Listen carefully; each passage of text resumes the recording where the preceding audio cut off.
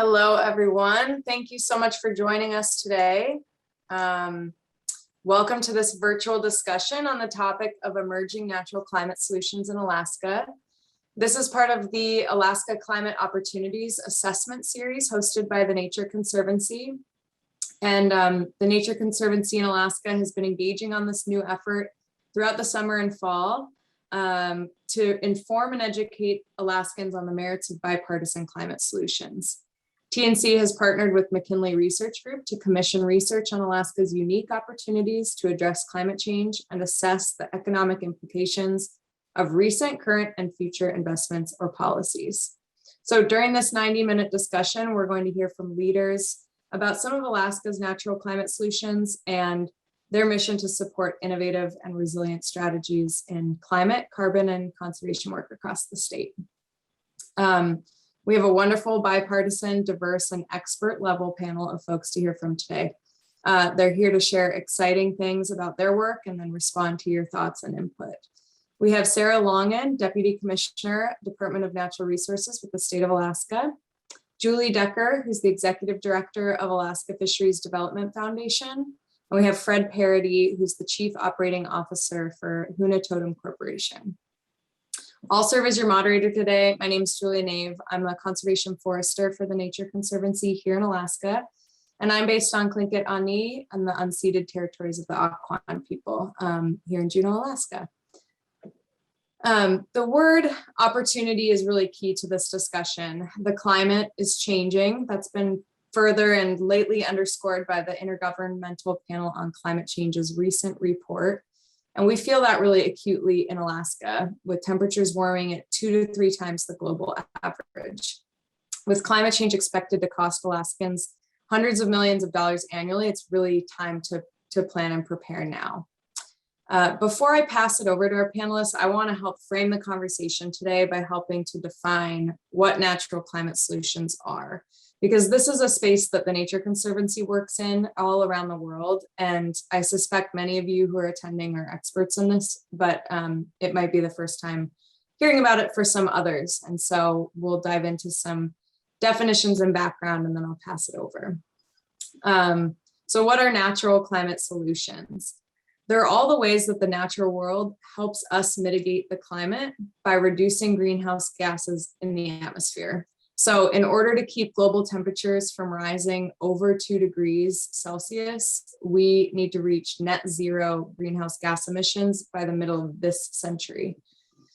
Some of the ways we can reach that goal are by increasing renewable energy, reducing our dependence on fossil fuels, technological advancements, innovation, infrastructure updates, and many of these have been covered in previous climate opportunity sessions as a little plug.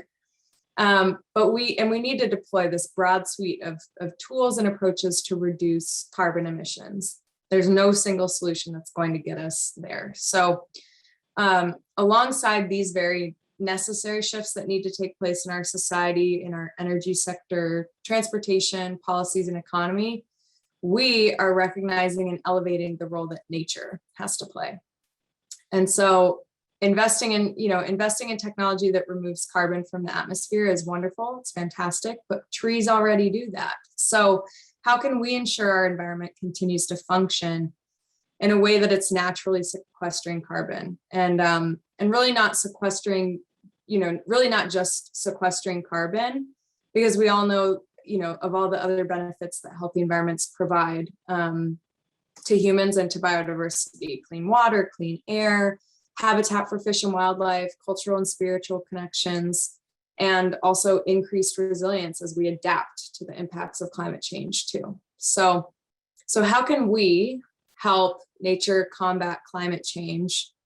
Natural climate solutions are conservation, restoration, and improved land management actions that can be applied to our landscape to reduce the emissions of those greenhouse gases, while also having these co-benefits for people and for biodiversity. So those kind of 3 categories, protecting valuable and carbon-dense landscapes, that helps us to avoid emissions that might be released if the land was converted or degraded. Examples of that might be protecting old growth forest or really high value, high carbon dense habitat. Restoring degraded landscapes, that increases the natural ability of the system to absorb carbon. So examples of that might be, restoring wetlands or a riparian area, or planting trees after logging has taken place or after a fire. And then finally, improving management practices, which really means altering our active management in places that are more like working landscapes to increase carbon sequestration. So that's more, examples of that might be improving logging practices or agricultural practices. So there's many examples of communities and groups like TNC applying these strategies all across the globe, but today we're going to focus in here on Alaska. And as a large state with vast and intact, largely vast and intact ecosystems, Alaska has a huge role to play in hitting our nation's carbon targets. In 2016, there was a study released by the USGS that found that even though Alaska is only 18% of the nation's total land mass, Alaska contains over half of the carbon stock, about 53% of the nation's carbon stock. So Alaska's lands absorb and sequester millions of tons of carbon annually. And a changing climate can threaten that, and threaten the further sequestration of some of that carbon. So I hope this sort of sets the stage for our conversation with our panelists today. Thank you all once again for attending this event. Please ask questions of our panelists. Be thinking of them as you hear them introduce themselves and their work. You can use the Q&A box that's in the bottom right-hand portion of your screen. And each panelist is now going to introduce themselves and their work, and then we'll follow up with plenty of time for questions. So Sarah, thank you for joining us today. We'll start with you and the floor is yours. Thank you so much, Julia, and to everyone who has helped manage and facilitate this conversation today. I'm really quite honored to have received an invitation, and this is a subject area that I've worked on both in state and federal government, and I just have an interest in personally and academically. Many of the entities and the names that I see here are people that we've worked with for a long time, whether it's through a DNR, Department of Natural Resources, formal process, or other collaborative manner. So again, thank you for having me. I'm sure most of you are very aware of DNR, but as a reminder, our mission is to develop, conserve, and maximize the use of Alaska's natural resources consistent with the public interest. To help execute this mission, Commissioner Feige here at the department, working along with other commissioners in the Dunleavy administration, we are continuing to explore and implement innovative tools to manage natural resources in the state's best interest. Now, this includes continued prudent and adaptive tools and programs to develop Alaska's natural resources, including measures to conserve resources and capture resource values in dynamic and modern ways. And I really think that that's how today's topic, or some of the solutions you might be looking at and towards, falls into the category of really emerging opportunities. We recognize that sequestration of carbon above a baseline can be measured, valued, and sold as credits to help generate revenues. DNR is evaluating the feasibility of undertaking carbon offset projects on state lands. However, we are very early in this stage of evaluation. We've been learning as this emerging opportunity I see is changing rapidly and growing globally, but that as of 2020, the global market for carbon is estimated at 258 billion and has increased fivefold since 2017. I think that's a strong, compelling statistic. But I remind ourselves that carbon offsets represent really one potential source of generating new state revenues, potentially, that could be part of a bigger and broader fiscal plan. We also recognize and are being quite diligent and circumspect that carbon banking can come with relative risk. And this is inherent with most financial enterprises and typically all emerging trends and opportunities. So we're working very hard to understand those potential risks, understand the gains, the benefits, and explore ways to mitigate that banking risk and measure whether carbon offset activities are in the state's best interest. We're also very encouraged by the successful projects already underway in Alaska, and we recognize that the Nature Conservancy, NGOs, conservation groups, and the Alaska Native corporations really have tremendous expertise and have been successful to date with carbon offset projects. We look forward to collaborating with those entities and others, with the public and other collaborators to explore these emerging and exciting opportunities. And again, I just really wanted to thank you for including us in your conversation today. Thank you, Sarah, for those opening remarks. And I'd love to pass it over to Julie Decker, who's going to introduce her work and herself. Thank you, Julia, and good morning, everyone, or afternoon, depending on where you are. If there's a little noise in the background, I'm in an airport, so excuse that. I'm the executive director of the Alaska Fisheries Development Foundation. We broadly represent Alaska's seafood industry in the area of research and development. A recent focus for us in the last, actually it's been almost 8 years now, has been the development of the mariculture industry. And first, I'd like to define what I mean by mariculture. In Alaska, we're talking about enhancement, restoration, and farming of shellfish and seaweeds. And we want to be clear that finfish farming is not allowed. It's prohibited by state law, so that's not what we're talking about. So we focus on shellfish and seaweeds. This is an opportunity because both shellfish and seaweed more prominently, are a carbon sink. And so growing more of them will remove carbon and capture it and also de-acidify local waters.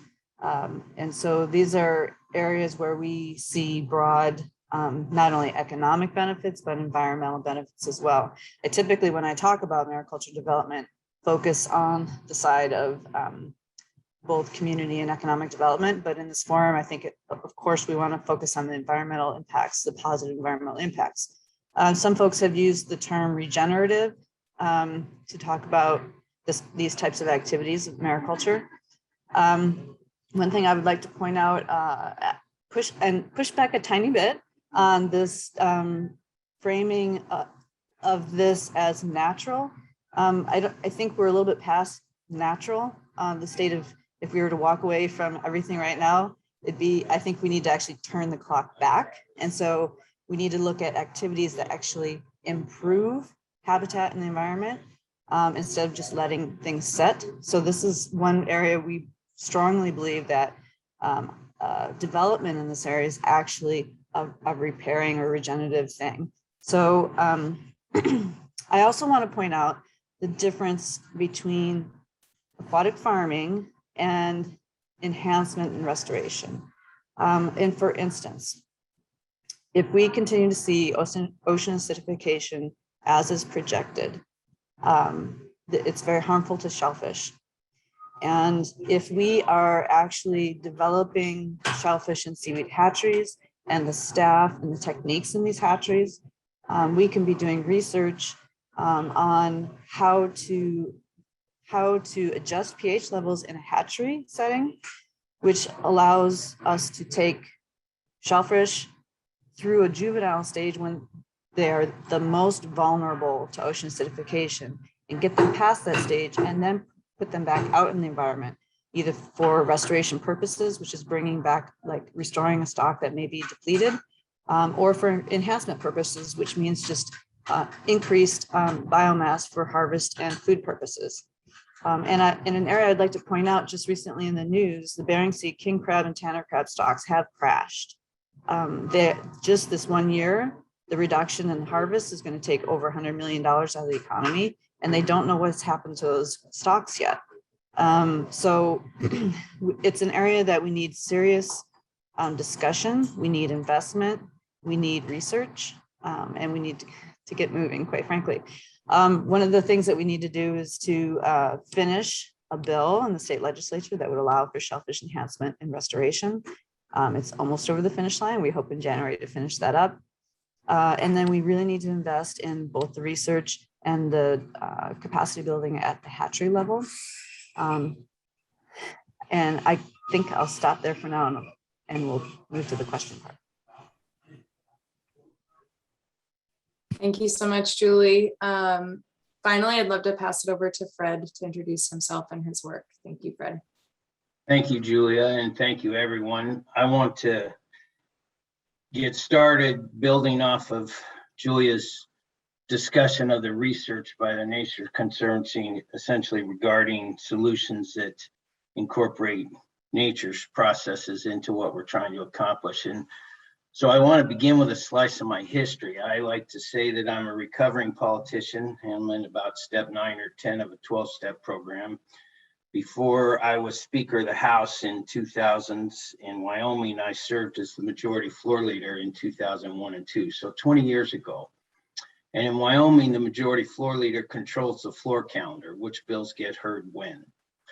So Roger Huckfeld, a representative, a conservative Republican rancher from Torrington, had a bill on carbon storage to create a carbon storage sequestration advisory committee to research and better understand processes of carbon sequestration on agricultural and forest lands and the potential for development of systems of carbon emission training.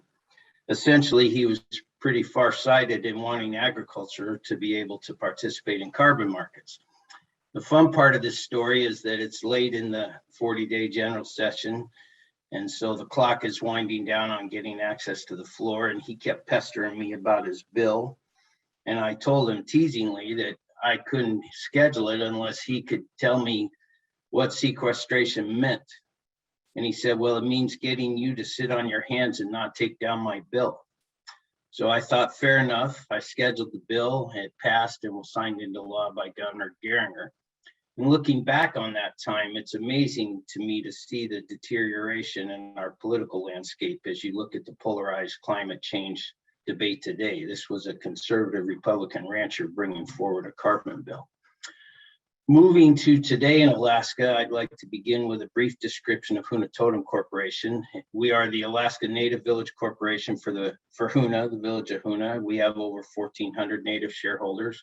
We operate Icy Strait Point, which is a premier destination for the cruise ship industry and sustainable tourism. If you look at Huna's economy, you've essentially migrated from a foundation in fisheries and timber to sustainable tourism being our path forward to the future. Our corporate guiding principles include maintaining our land in perpetuity and perpetuating our culture and our land through prudent stewardship. And to that end, we have placed approximately 1/3 of our land holdings into the carbon offsets offered by the California Air Resources Board. This was a complex decision, a complex project with a long lead time. So I wanted to briefly review some of the details for the benefit it might offer others. And first, to set the strategic stage with our board, these, of course, are significant decisions involving our lands. And our board and our executive team really wrestled with the issues of adding restrictions and covenants to ANCSA land. And we ultimately came to understand that the California market is among the more flexible carbon exchanges in the country. There is no easement or deed restriction per se. There is a long-term commitment over 100 years to store a certain amount of carbon on our landscape. And that is the primary commitment. But those carbon project rules and restrictions do not conflict with other concerns of ours regarding subsistence, our tourism or recreational opportunities and activities that our guests and shareholders value from our land. That was vital to being able to move forward with the project. There, of course, is a significant factor in limiting the opportunity costs within our lands in terms of carbon, but we're still able to pursue other businesses from our lands that provide us other benefits. And that was essential to reaching the conclusion that this project was in our company and our shareholders' best interest.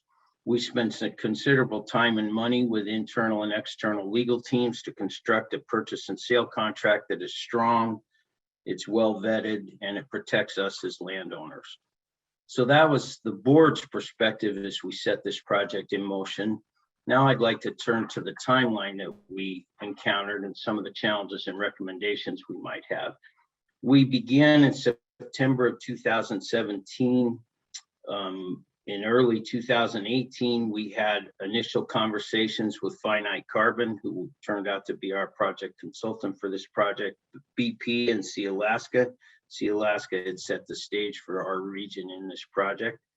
We began the first phase of the project that spring with getting our offset project registry account set up, doing our CITSS registration, the entity account, just all those administrative details that are involved in getting the project underway. Finite met with our board in July of 2018. In August, we began our second phase, which was designing our forest inventory, getting our GIS data needs up to speed. In October of 2018, we executed our sale agreement with BP. In January of 2019, we continued our second phase. We had to select an inventory contractor, execute the contract for the third-party QA/QC, implement that inventory, and then move that summer into carbon modeling. That fall, September 2019, we were in field and desk verification. And then in 2020, we submitted to the California Air Resources Boards for project review and got our credits issued later that fall, early in the winter. We actually saw revenue from the process in late 2020 and early 2021. So it was a long lead time. It took better part of 3 years. And the challenges that we faced, like everything else in Alaska, there's logistics. When you go to the field, you got to get people to different parts of the land that you can't access by road. So you need to have helicopters. You've got those costs that are eating at your project costs. Of course, we have weather issues. We actually lost the better part of a season due to inclement weather. And you have a lot of high demand for real specialized expertise. The kind of field verifiers that are familiar with Alaska lands, they're in high demand and hard to schedule. And it's a heavily regulated process. It basically felt constantly to me like, hurry up and wait, hurry up and wait. You would get a piece of it done, submit, and then you'd wait for comments. And then you'd get the comments and you'd get a response in as fast as you could, and then you'd wait. It's just inherent with the process. It is a heavily regulated process. So recommendations that we might have would be to ensure you have the right partners and adequate expertise as you kick things into gear. Be flexible on your timelines. It's going to go slower than you think it will. Having that buyer secured early in our process was significantly helpful in compressing the timeline, and things always cost more than you plan. I'd like to close by looking at other challenges to sustainable tourism. The pandemic, which we've all experienced, resulted in 21 months of no ships and no revenue. And despite that, but also to cope with it, we hired a master's in public health as our director of sustainability, Erica Trehasel. And while in the near term, her work was focused primarily on pandemic protocols and public health, our longer term vision for that position for our operation is to look across all aspects of our operation, from our energy supply, where we'll be seeking to use hydropower instead of diesel generation, particularly for our mountaintop gondola, recycling programs, and our ongoing programs efforts for locally sourced foods and materials to the highest degree possible. So one of my learnings, I guess I'll close when all the way back in Idaho in the mid-70s, in my general ecology class, the basic lesson we all learned that everything's connected to everything else is abundantly true in this complex world we live in today. And working on that whole broad range of needed activities is essential if we're going to build a sustainable future.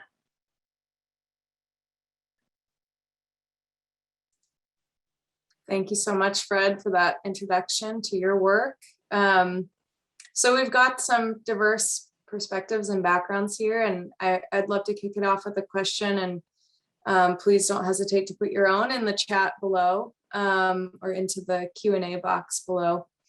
But I'd love to start, since you all have very different backgrounds. We have Alaska Native Corporation represented, so private entity. We've got government, and we've got a fisheries focus. We've got forestry focus. So I'd love to, with each of you working in different sectors, I'd love to see how do each of you see the role of government, and maybe conversely for Sarah, the role of the private sector in helping each other usher along natural climate solutions that your work is focused on. And any one of you that feels ready to kick that off can go for it. Thank you, Julia. I think I can be willing to provide the first response. This is Sarah Longan, Department of Natural Resources. I think from just hearing from these great speakers on today's panel gives you a taste of the collaborative work and the synergies among our shared collective interests that are already in play. We can hear from the maricultural industry and Alaska Native corporations and conservation groups that there are a lot of mutual goals and opportunities. To take a step back, I wanted to also share that, government here, as state government, I'll stay within my lane, only falling under the Department of Natural Resources sort of statutory mandate, that looking at climate emerging solutions is very important, but it doesn't undermine the management practices that we are utilizing today. And again, I am just excited to have the opportunity to explore other tools and mechanisms working with industry, government, the private sector, the public sector, conservation groups especially, to just make some of the right choices, the best choices, and get things into action where allowable. Thanks. Julia, I might offer some thoughts in that direction. I feel, I don't think anything is bifurcated in this world. Again, everything's interconnected, and I've spent substantial time in Wyoming's mineral sector over 30 years, in the political sector a dozen years, and in Alaska for 13 years, and in a Native Corp now for 2. And across all that experience, I think what's interesting is how you build incentives, where you use mandates, where you use incentives. And I think it's really interesting in the dynamics of carbon sequestration. And I've been around this topic for over 20 years, pushing 30 years. And so you're creating a market, and you're trying to harness market incentives. And I think that we've succeeded in that rudimentary framework. I don't think it's near universal enough. But there's always the devil in the details. I had conversations with Chris Rose about the coal resources of Alaska and whether they could be sequestered, so to speak. But those resources face significant barriers to ever coming to market. So expending money to keep them sequestered when in fact market forces aren't going to let that coal come to market, those are difficult kind of trade-offs that have to be weighed in a policy context, in a political context, in a legislative context. So I'm thrilled for the success of the offset program, and I think we need to expand our thinking more broadly. I'm interested to see what happens with this idea of kelp as a carbon sink and using our oceans. And I think the fundamental premise of contributing to nature's solutions through policy decisions is very useful to building a sustainable future, or a future without climate change worse than it is. And I'll build off of previous 2 speakers. As the Deputy Commissioner mentioned, we really still need our state government to play that management role to make sure things are done well, done responsibly. And so that's key. Funding that is key. An example of where the current administration actually has stepped forward to help move mariculture industry forward was funding 2 new positions in DNR to go through a backlog of new lease applications for things like seaweed farms and oyster farms. So that's positive. That role is still very necessary.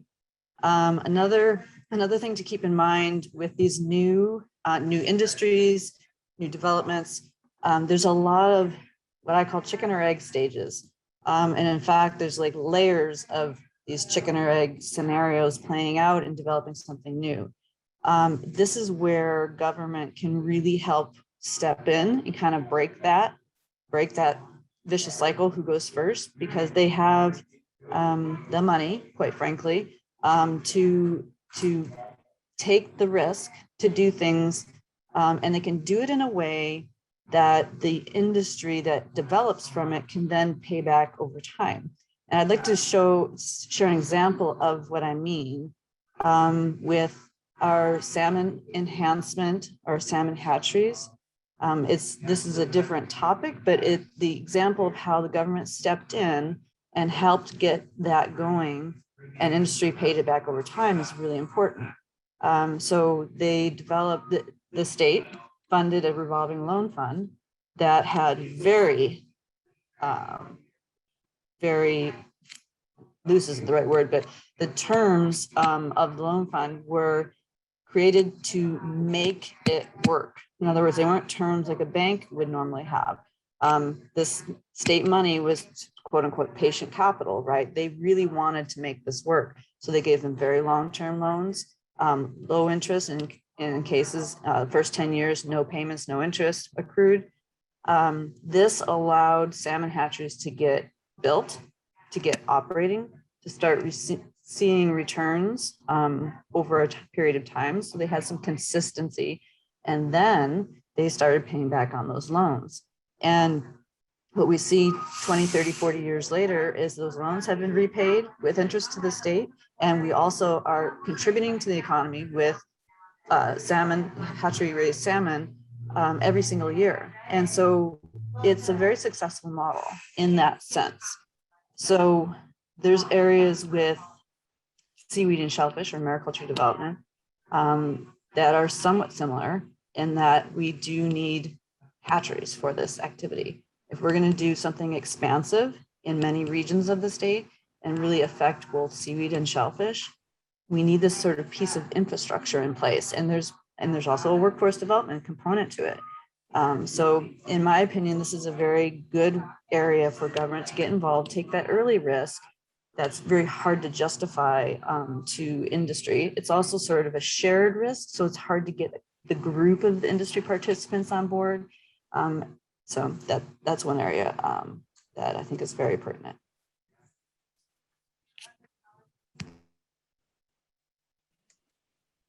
Thank you for those responses.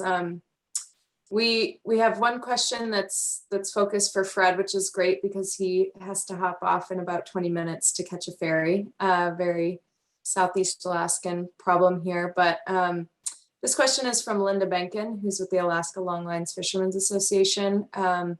And she's asking Fred, what's the timeline for shifting Icy Strait and Huna/Huna businesses to electric or hydropower? So Huna is served by the Inside Passage Electrical Cooperative. Jody Mitchell is their executive director. And I would say it's medium term.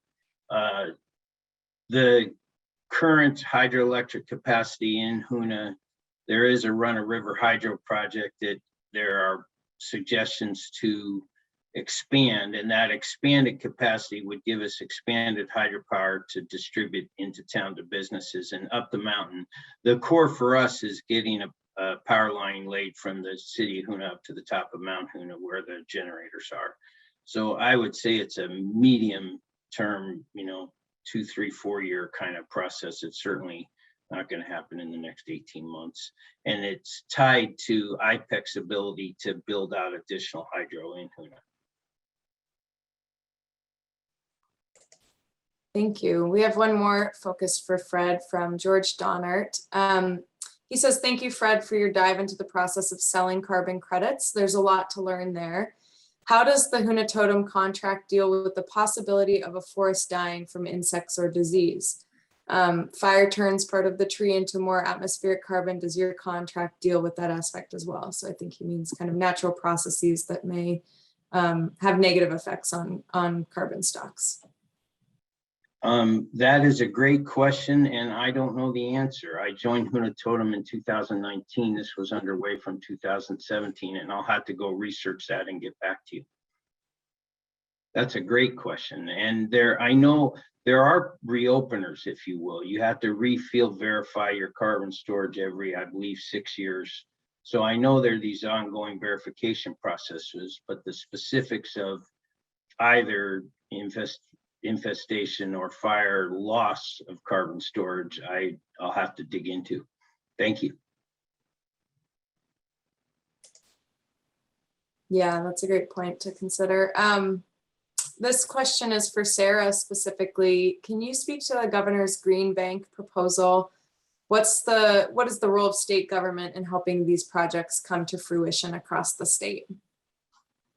Yeah, that's a great question, and it's very timely. And I'll just add that I don't think I am the expert on the governor's proposal, although I'm very intrigued, and I've been watching his ideas sort of play out and how those are evolving and developing. But the primary construct is for the opportunity to finance renewable energy projects. And the question before, I think, is extremely valid and timely also, recognizing how many renewable energy hydroelectric projects have been developing local, cheaper, cleaner, more environmentally preferable sources of energy statewide. So the premise of the Green Bank is for the state government. One proposal is working with ADA, who are sort of quasi-state government bankers. ADA acronym is Alaska Industrial Development and Export Authority. It's providing opportunities to finance at relatively, low rates, I think, but still competitive, people interested in developing and executing more renewable energy projects. So I think that the governor's incentives there and initiatives certainly fall into play with, again, a lot of the synergistic opportunities, interests, and ideas that we're discussing today. Julia, might I add a little to that? I see that Linda Bankin is on, and tying some of these things together. Just this week at Southeast Conference, Morgan Neff from ADA was there talking about the Green Bank and the concept, basically. And there were some discussions with him. And Linda, I'd like to invite you to join me and follow up with him about whether commercial fishing vessels and electric sort of repowering or energy efficiency upgrades may be able to fit into the Green Bank concept. And so he wanted to follow up on that. When we discussed it, he was very curious, and he thinks that it's broad enough that it is a fit.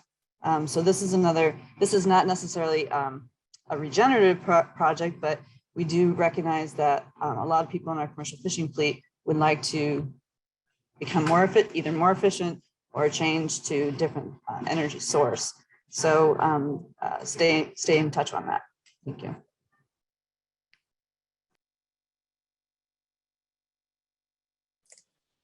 Great, thank you. So Julie touched on this a little bit in talking about breaking that chicken and egg cycle and the role of government in playing that. And I'm wondering, from each of you, you've each worked on a project in one form or another.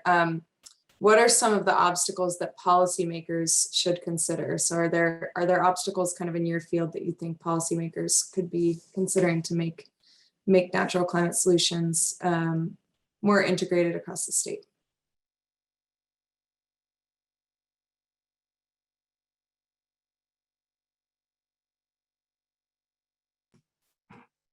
Well, I'll take a shot at that.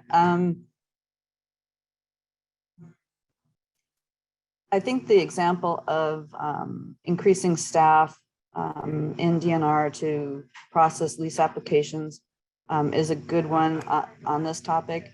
The longer it takes to do things that we know are positive, the further behind we are. And so you want there to be a process to make sure that we are doing things sustainably and so forth.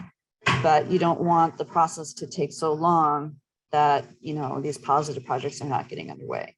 And so it's kind of a balance, and it's not always easy to strike that balance, but I think that is important.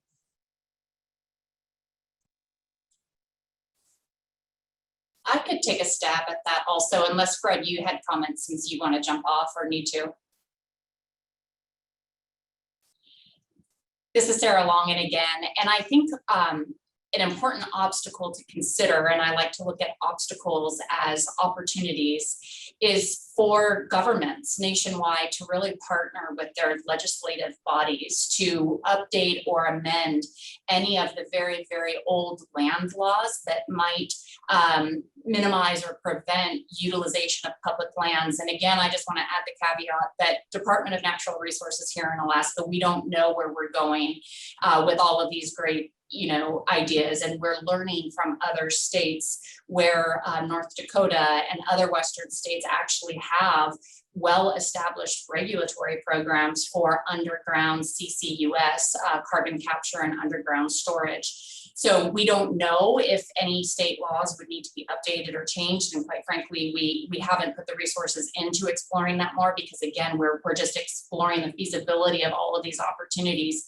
But I have spoken with consultants, I've spoken with people working in the California carb market, and sort of nationally, the efforts to mitigate on public lands can be minimized because of existing, whether it's federal, state, or local laws. So that's one area of opportunity, collaboratively working with legislative bodies nationwide and ultimately in DC is pretty important, I believe. Thanks, that's a great question.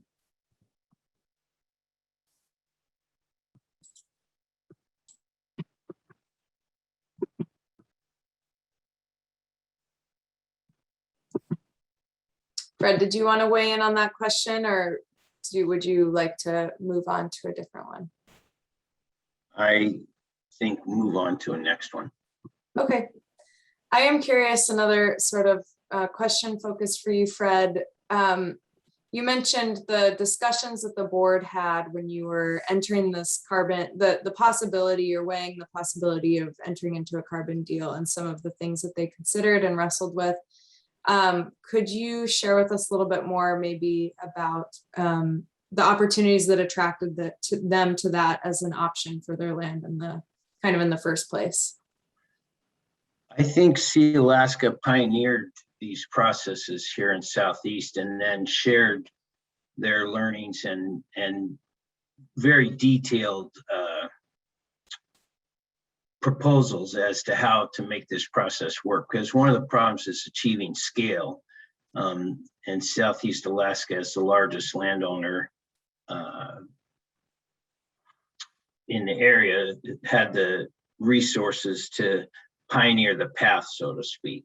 And so it came from their board to ours with a kind of a roadmap saying, here's how we've been able to make this work, and here's some of the situations we encountered. And then you have to take them down to your village level and your specific land holdings level and discuss how it affects the plans that you have underway. At that time, we were a decade into developing Icy Strait Point as a tourist destination, and we had to be sure we could continue with projects such as the Mountaintop Gondola, and we are able to do so. You're not committing every single tree on 7,000 acres. You're committing to a carbon storage volume across a landscape, and you are able to develop kind of smaller scale projects within that footprint and still essentially make multiple use of your lands while securing that core carbon sequestration commitment. You're at the same time able to develop some of the infrastructure necessary for tourism. So those were parts of the discussion, I guess.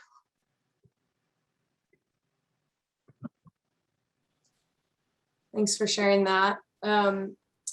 This next question is for all of you. It's from Emily Pape, and she asks, what is the role of Indigenous knowledge in developing these natural climate solutions, or the specific projects you three work on? I would offer that our board members and our elders, there is so much indigenous knowledge that anchors how we approach business problems. We're not in things for the short term. You're trying to recognize your duties to future generations and your knowledge base that comes both from your language, your culture, your elders, in the context of specifically of our lands. What our elders know about our lands far exceeds what any outsider knows. Everything from the ocean and our fishing patterns to our actual land base. And so I think it's just that general philosophical approach at the board level, where we are a Native corporation being run by its Native leadership and for its Native shareholders, and it's fundamental to everything we do. And Julia, I'll take a stab at that as well.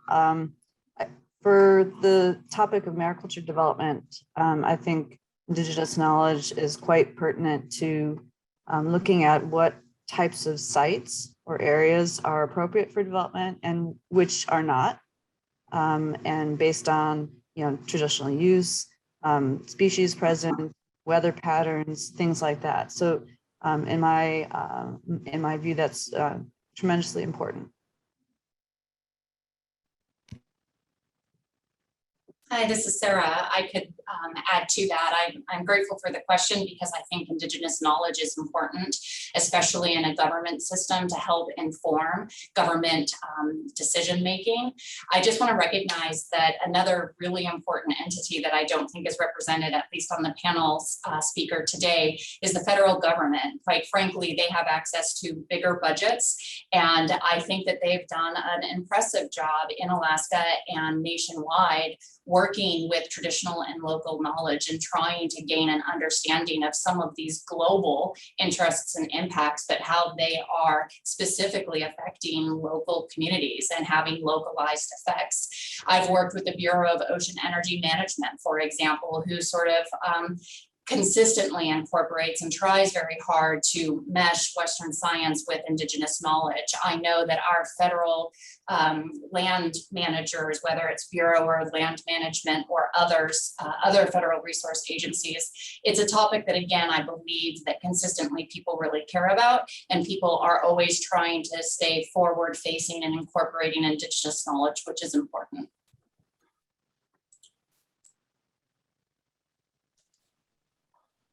Thanks for those responses. This next question, I think, is also sort of more targeted to you, Sarah. Given the ability of permafrost to sequester carbon, is the state working to mitigate the threat of melting permafrost and subsequent carbon release at all? Yeah, another great question, and it underscores a shared interest that we have here at DNR that we mentioned before, is just the natural ability for kelp and other resources to be carbon sinks. The answer is absolutely yes.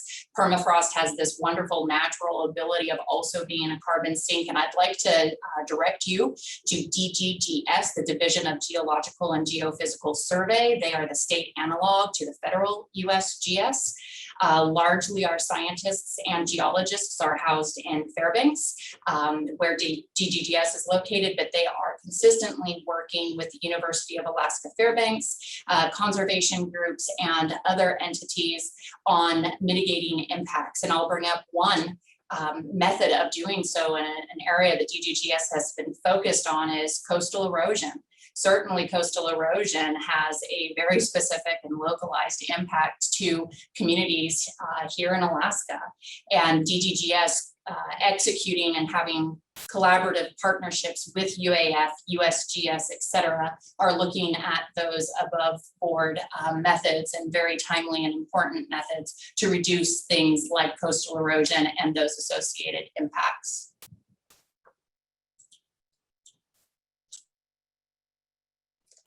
Thank you.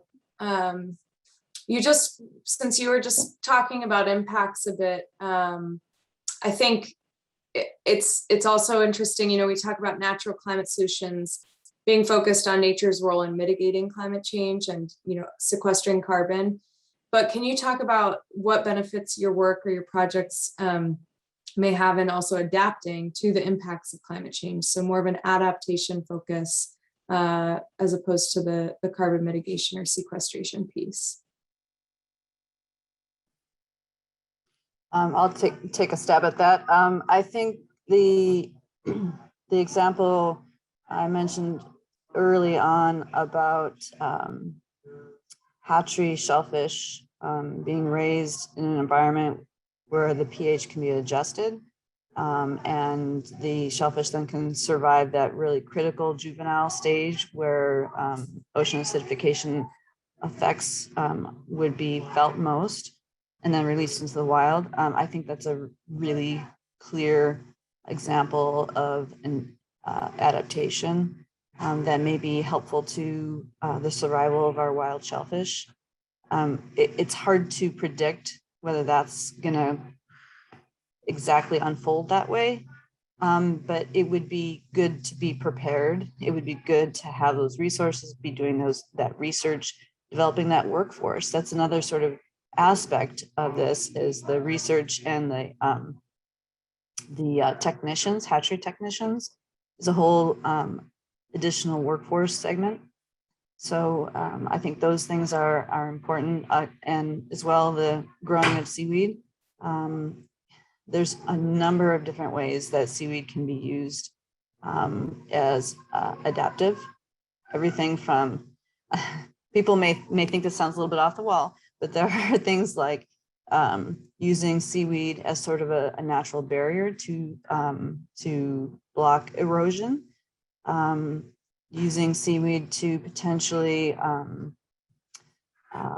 sort of buffer waters and reduce impacts to salmon. The ocean acidification, my understanding is it reduces salmon's ability to home, or in other words, return to the original stream where they were hatched. And so the use of seaweed could be useful outside of salmon streams. So there's a lot of creative ways that that we can use both shellfish and seaweed to adapt.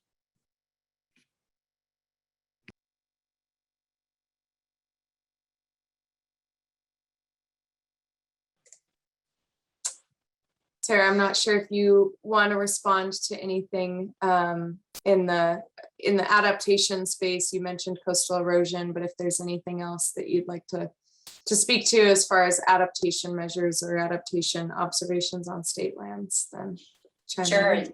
Yeah, I think Julie did an excellent job. And I guess I want to start with what I had touched upon earlier. And again, it's an emphasis on local, state, and federal government agencies applying adaptive management measures for today's most pressing issues and for tomorrow's most important opportunities. And I know that that's a very high level statement. Julie gives an excellent specific example on how industry is using adaptive measures. And I guess I also want to connect back to an earlier question for policymakers and looking at obstacles and opportunities.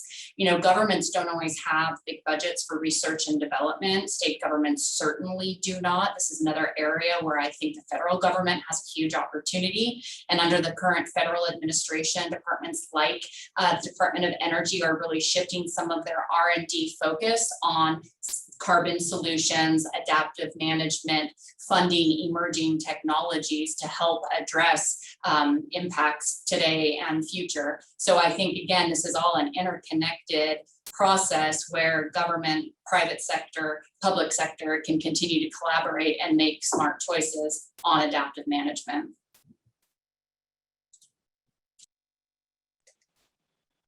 Thank you for that.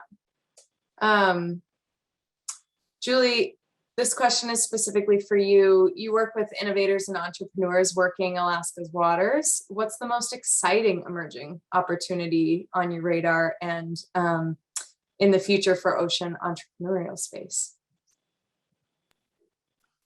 I would say that the concept of seaweed farming has really generated a lot of interest recently. And I think it's for multiple reasons. One is that it is a good sort of diversification of income stream for many fishermen, because you plant in the fall and you harvest in the spring. So folks that have other seasons, they can kind of wedge it into their shoulder seasons. Another reason is our seafood processing plants many times are also slow in the springtime, and that might be another thing for them to diversify their income streams. But I think larger, the reason people are really looking to seaweed as a giant potential is it's doing something productive. In other words, producing food, generating income, generating opportunity in coastal communities. Yet the outcome reduces carbon, not only in the water, but you can also take that seaweed then and create feed for animals. And the growth of seaweed does not take any fresh water, does not take any feed input, doesn't take land. So when those things, as those things get less and less abundant or more and more scarce, utilizing, our oceans for things like seaweed, it becomes really important. So it's sort of considered a win-win-win. And so I think people are getting really excited about it. The excitement needs to be tempered a little bit because, again, it's a developing industry. And so there are many challenges. So people need to be clear about that when getting started. But if you are, sort of up for the challenges, it's a wonderful opportunity.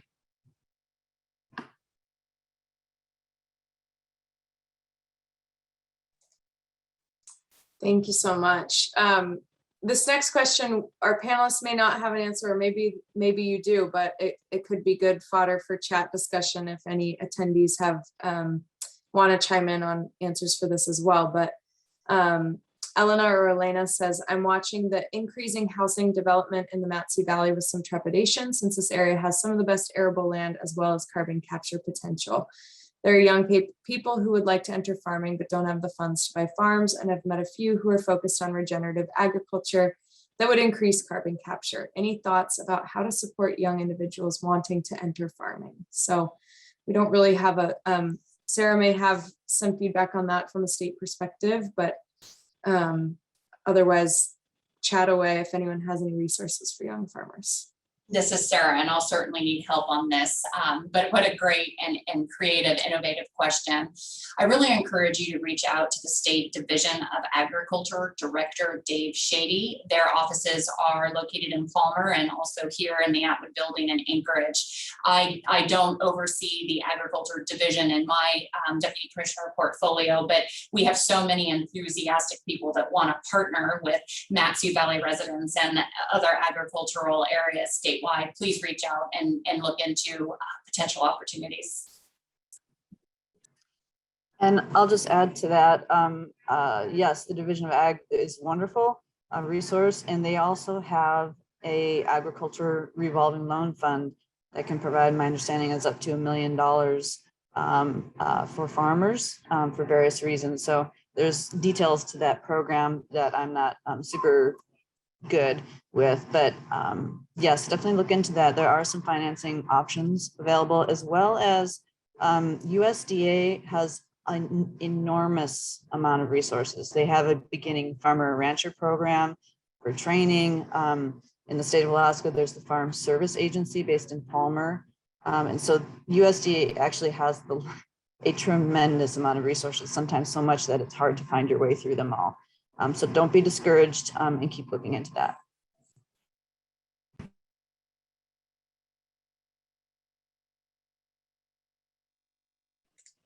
Thank you. We have one other question, and there might be a written answer as well, but on kind of the heels of that, and I stand corrected, Sarah and Julie both had wonderful advice for young farmers, so thank you.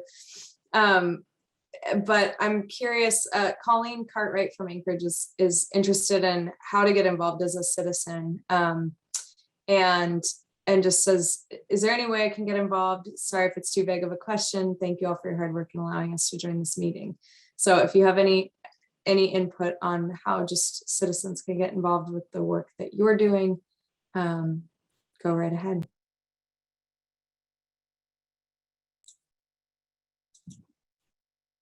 I guess I can open this as Sarah with a really generic, and I'm going to confess, not very helpful response, is that the Department of Natural Resources, like any government agency, embarks upon public outreach in our decision making, and we have a formal public notice process. And I don't want to punt it back to you, Julia, but I think citizen action is key. And I think entities like TNC, where citizens are already working with you on maybe it's salmon habitat restoration, maybe it's mitigation to offset urbanization impacts. I think that the NGOs and the conservation groups serve such a wonderful opportunity for local communities and citizens to engage and get involved.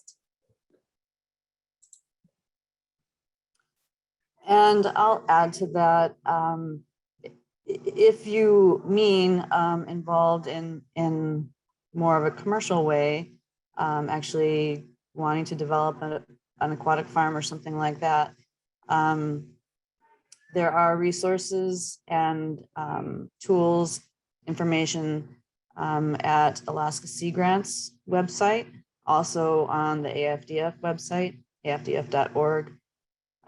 There's been some trainings in the past where we've combined all those training information and put them online.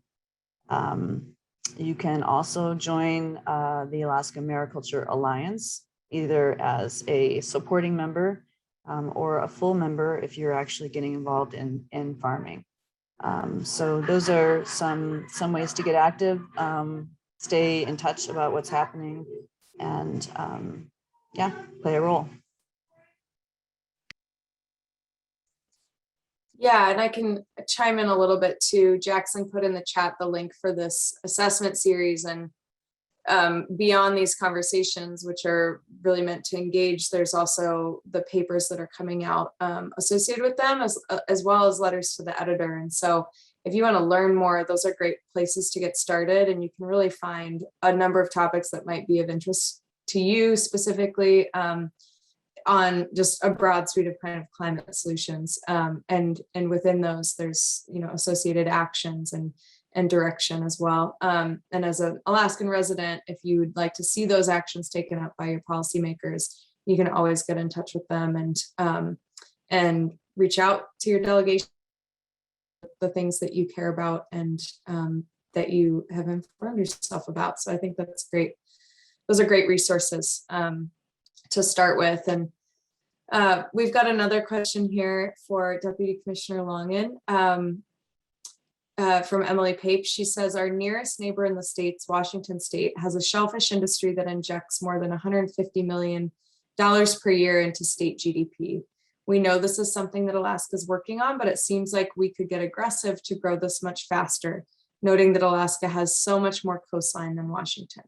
Can you talk about any internal discussions on solid GDP opportunities that you and your teams are having within DNR when it comes to ocean resources? Sure, I'll try, but then I'm going to ask Julie to help because she'll have a lot more current and specific information. But she mentioned the Alaska Sea Grant earlier, a great collaborative group that works here in Alaska. And as I understand it, it's been years since I've worked personally with Sea Grant, but they do collaborate with Pacific Northwest also. Clearly, there is an opportunity with shellfish farming, mariculture, aquaculture to contribute to the GDP. And I think Julie actually mentioned the specific examples where we've already had some assistance in helping that industry continue to grow and develop by providing 2 positions here at the Division of Mining, Land and Water. I know that was specific to mariculture, but all of these emerging industries and the expansion and development and growth, government has to have the resources to issue the permits, to review the environmental impacts, and to have compliance over those activities. So again, I'm not an expert in that area. I think Julie probably will have a lot to share to enhance. Yeah, great question. And you're right, the state of Washington has their shellfish farming industry is the largest in the country. And I think it's actually more in the range of $200 to $300 million that it puts in the economy each year. We do have a part of this movement toward mariculture development The state actually created by administrative order a mariculture task force back in 2016. That task force had representatives from state government, industry, hatcheries, university, Native voices, and other stakeholders as well. And that group completed a comprehensive plan for how to move the state's mariculture industry forward with a goal. They landed on a goal to grow a $100 million industry in 20 years. Now, some people argued that was too conservative. Some people wanted more aggressive, but they thought it was conservative enough that they would be able to meet that goal. They felt confident of that, but there were pieces that need to be put in place in order to get there in 20 years. Since then, we put together a 5-year action plan, which really kind of narrows the scope and focuses on the near term of what actions needed to take place in the next 5 years. We recently submitted our final report to the governor, and that includes what the action plan has been completed and what still needs to be completed. It shows some indicators of progress that we're making, and it's a great document. It's on the AFDF website as well. I would say that one thing to keep in mind about how quickly and comparing Alaska to Washington is that much of Washington's tidelands are privately owned. That is not the case in Alaska. That's public lands. And so it takes a process to access public lands. And so it's a slightly different scenario. And probably one of the reasons why Washington's shellfish industry developed earlier on.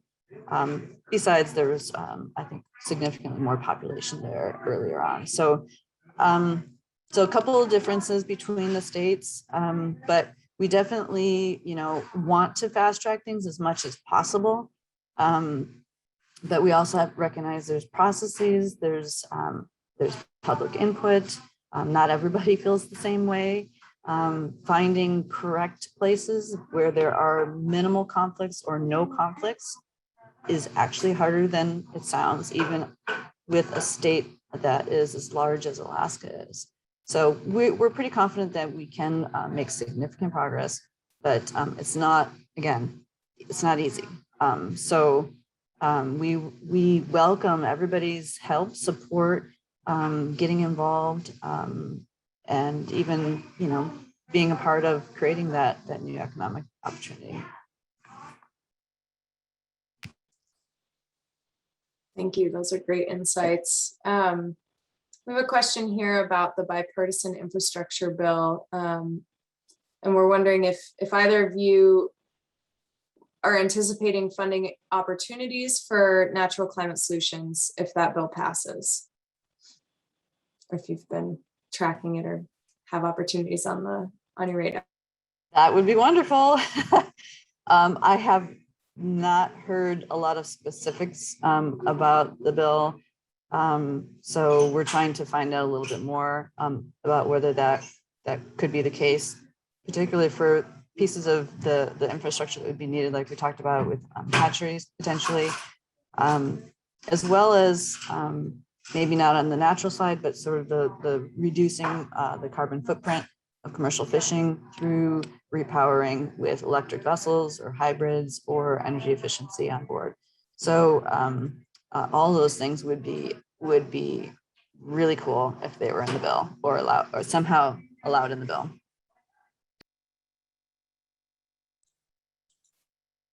And I'll share just from a government perspective is sort of, we're in the same boat. We're eager to learn, and we're learning the opportunities now as we speak. And I know that there are conversations ongoing, a lot of people, government, legislators, et cetera, looking for funding opportunities to come here to Alaska so that we may benefit. So keep an eye out, I think, is key as all state governments learn more of the opportunities from that federal bill. And to build on that, Sarah, on the infrastructure question, how has the coordination between the state government and the federal government been in terms of aligning infrastructure bill priorities.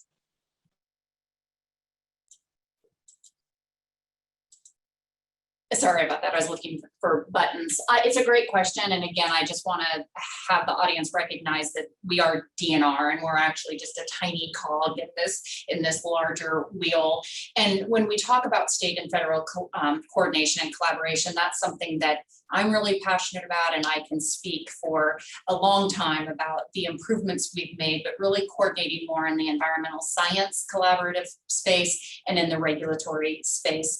I know that there are efforts, obviously, to partner with the federal agencies that are key, that have oversight or funding opportunities for infrastructure, whether it's Federal Department of Transportation and others.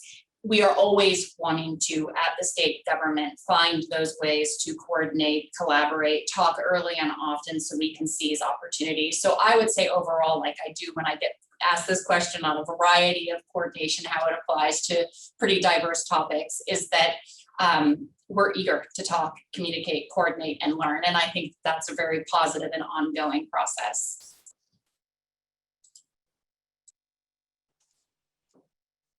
Yeah, thank you so much. This question is for Julie. We're wondering if you could speak to the new Alaska Mariculture Alliance a little bit that you're working on. Sure. I'm glad someone asked because I didn't adequately describe its connection to sort of the overall initiative. So I mentioned the Mariculture Task Force that was created by administrative order in 2016. It was extended by another administrative order in 2018, and it sunsetted on June 30th of this year, 2021. So we had done significant work, and we have some work products that folks can look at.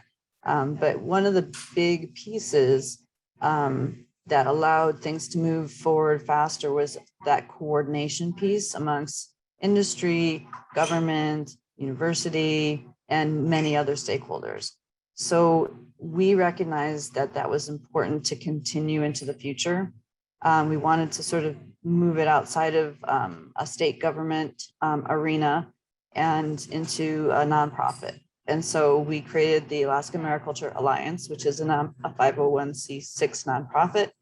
And it will be sort of taking that role that the task force played and continuing to move it forward, that coordination and guidance for developing the industry. As well, we created a sort of sister entity called the Mariculture Research and, wait, did I say it right? Mariculture Research and Training Center, MRTC. That entity right now is being housed at the Alaska Sea Grant. And it's not a bricks and mortar kind of entity. It's, again, a coordinating function, and it's really about communication amongst researchers about what research has been done, what research is within the purview of the researchers in Alaska, and what are the priorities of industry for research projects, and then trying to help folks sort of coordinate on proposals and completing research over time, and then getting those research results back out to the industry, so industry then can make adjustments and improvements and continue to move and improve the industry over time. We recognize there was sort of a systemic problem with having the same old list of research priorities, but not necessarily making progress on them. And so this, again, a coordinating function was important. And it's also important to link these two. The Alaska Mariculture Alliance and the Mariculture Research and Training Center are linked. The director of Sea Grant is on the board of directors of the Alaska Mariculture Alliance. And there's a process of developing priorities each year that are then fed back to the Research and Training Center. So we're very hopeful that that is laying a foundation for, again, sort of speeding up, I don't know if it's the right term, but facilitating development of the industry in a way that not only is faster than without, but develops best practices and integrates that research component. There's so much change and so much happening that we just want to keep research front and center as we develop.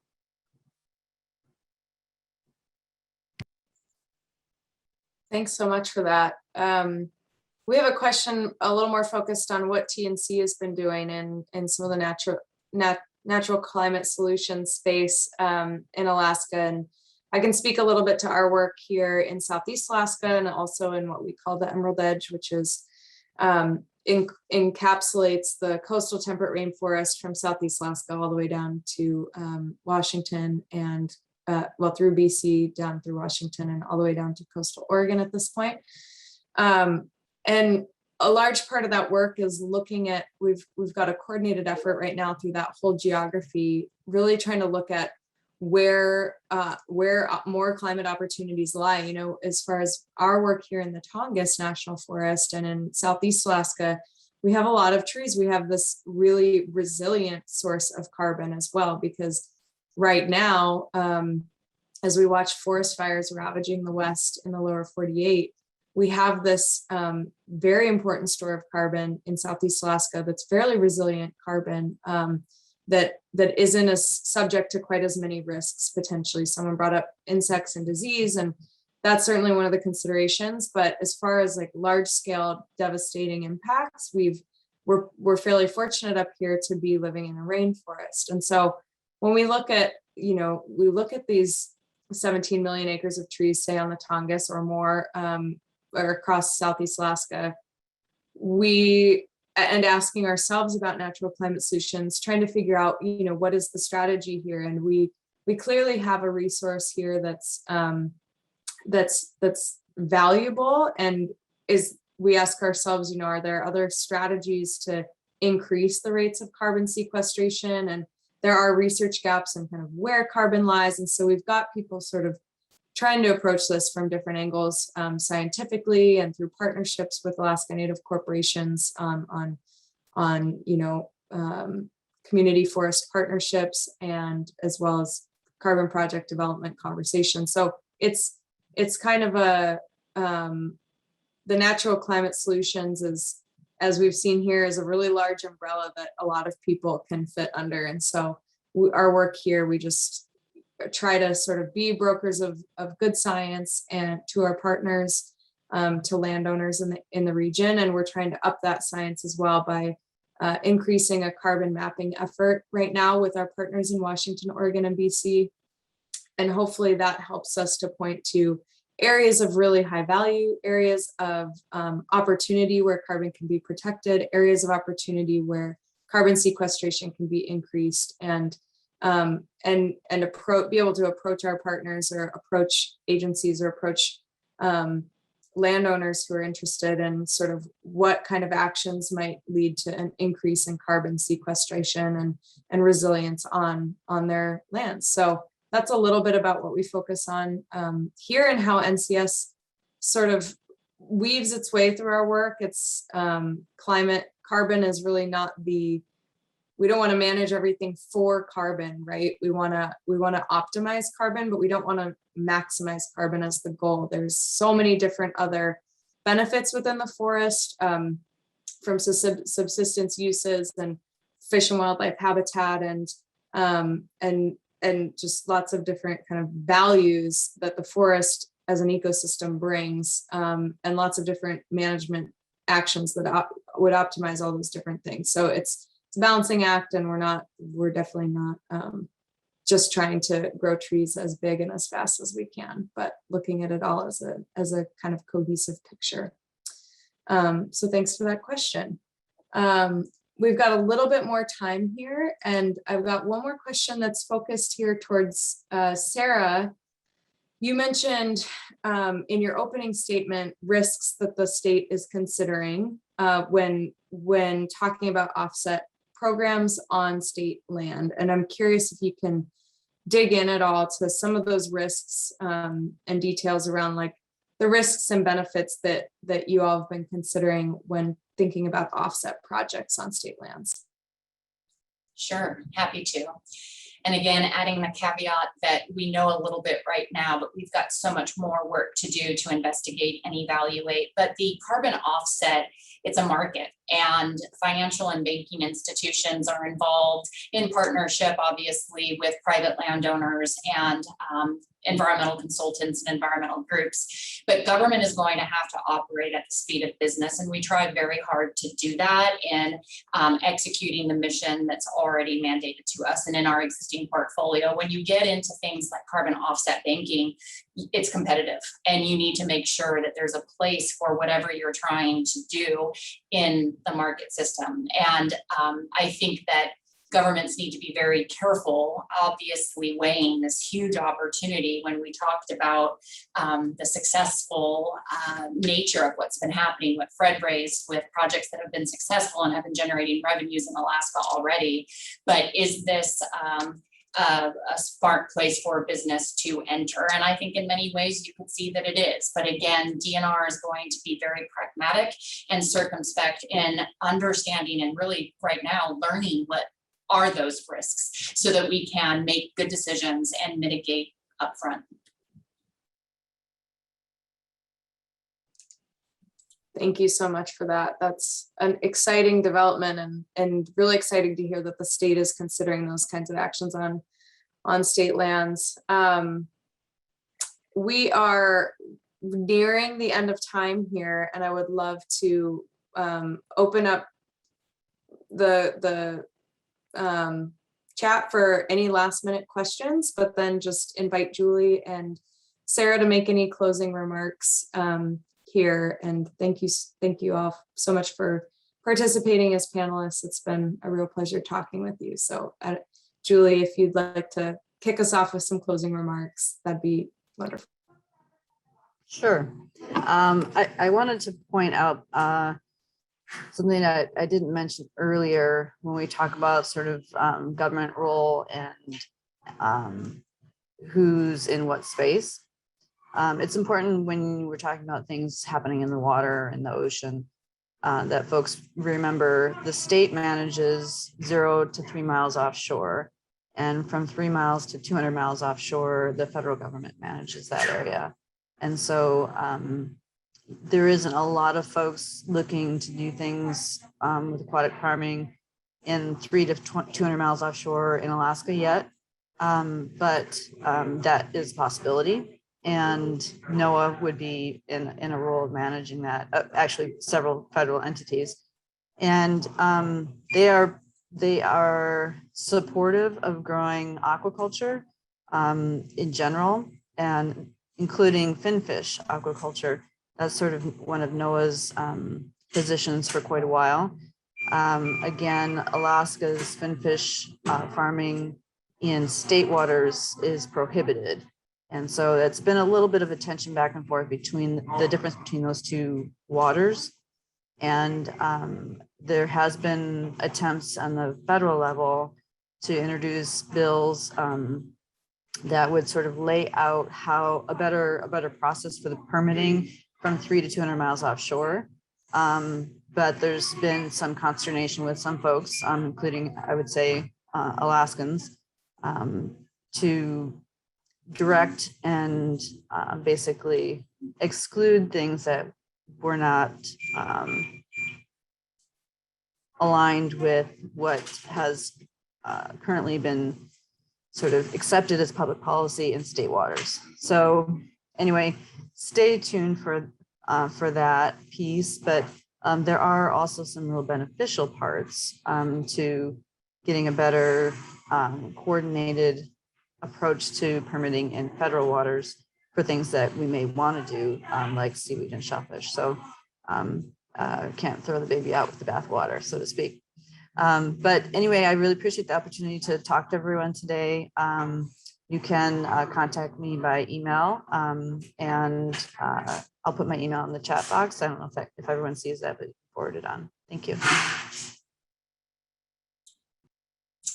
This is Sarah, and I just wanted to thank you all again for the invitation.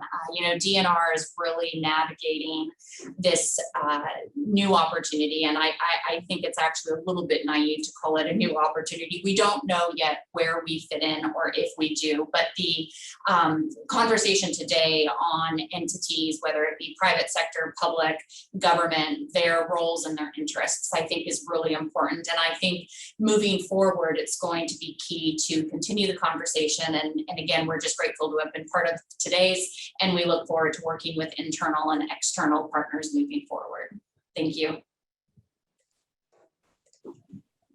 Well, sincere thanks to both of you, Sarah Longan and Julie Decker, and also to Fred Parady, who had to hop off a bit early for the ferry, for your expert input on the potential for natural climate solutions across our great state. And thank you also to the Nature Conservancy in Alaska for hosting this discussion today. Please join TNC and the Alaska Climate Opportunity Assessment Series when it continues on September 30th. Also at 10:30 a.m.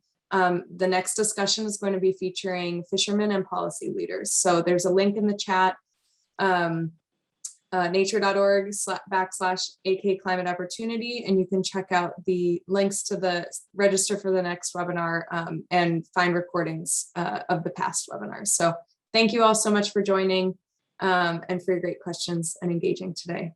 Have a great day.